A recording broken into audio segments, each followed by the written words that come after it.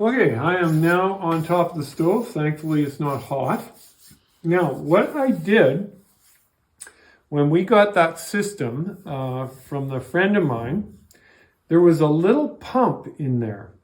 So we didn't know, DS wasn't sure if the gravity system would work with that style of a heat exchanger. And so the way I plumbed this was to be, well, if it works, great. If it doesn't, I guess we're going to have to do something else. So they recommended it may be a good idea to put a pump in just to be on the safe side. So I'm going to show you how this works. Of course, it all works on convection. That's how we had planned it. So now this is obviously the bottom of the hot water tank. Bottom of the hot water tank. So that's where your cold comes in. This is the cold line right here coming in to feed the tank. And of course I've got a drain because you need a drain on that.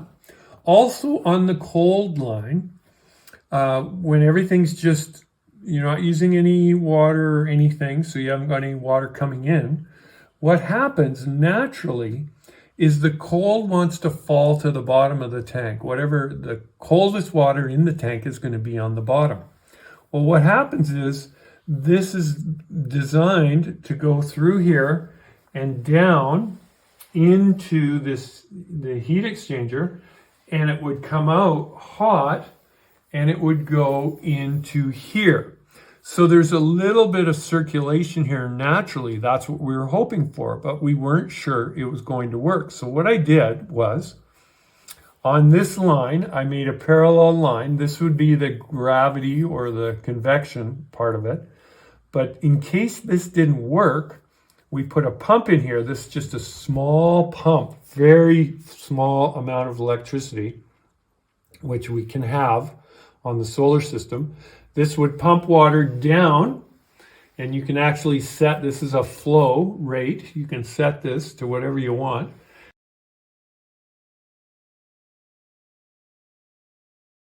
And this goes into the bottom. So it would draw air or water out into the heat exchanger, push water back out and into the hot water tank. And of course, this water is going to be a lot hotter than this water. So that hot water is going to be pushed to the top of the tank. And you can see on the top of the tank is the outlet where we draw our hot water. So the hot water would come into the tank and it would continually circulate. So hot water would come in, colder water would go to the bottom of the tank, and it would continually circulate until the tank has all hot water in it.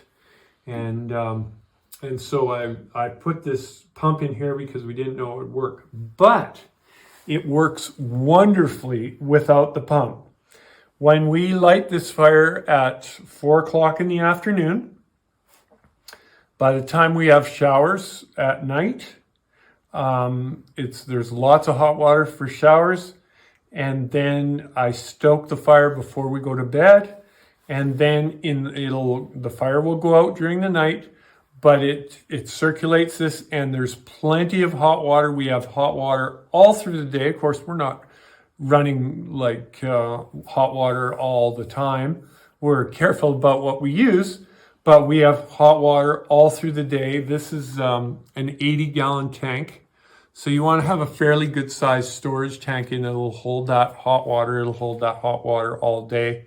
And we're able to have a hot shower at night and hot showers in the morning. And we run it all day for dishes and so on. So it has all the hot water we need for basically a full 24-hour period, running the stove from 4 o'clock. And the last time I put wood or coal in it is about 10 o'clock at night, and so on. It works just fantastic, and I don't need the pump. Now, if I light a fire late, I'll throw the pump on because that makes it warm up a little quicker. But it works just wonderful. So we can have hot water without a pump. and we can heat our home without a pump as well. Of course, we need to get the hot water or the water into it, and we have a well pump, and that runs off our solar, so that's not a problem as well. Now, I'll just, because this is right here, I'll just show you. This is our tank for our pressure tank. And that is a 100-gallon tank. Now, somebody might say, well, why did you have a 100-gallon tank? I have a 100-gallon tank because if you're on solar, you don't want your pump to come on and off very often. The less you do, the better.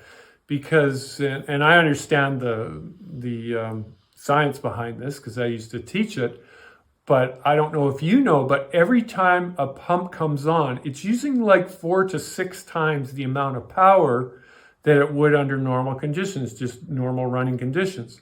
So the more you turn a pump on, you're going to have that large influx of electricity current running, and that's draining your battery. So you want to get away from that.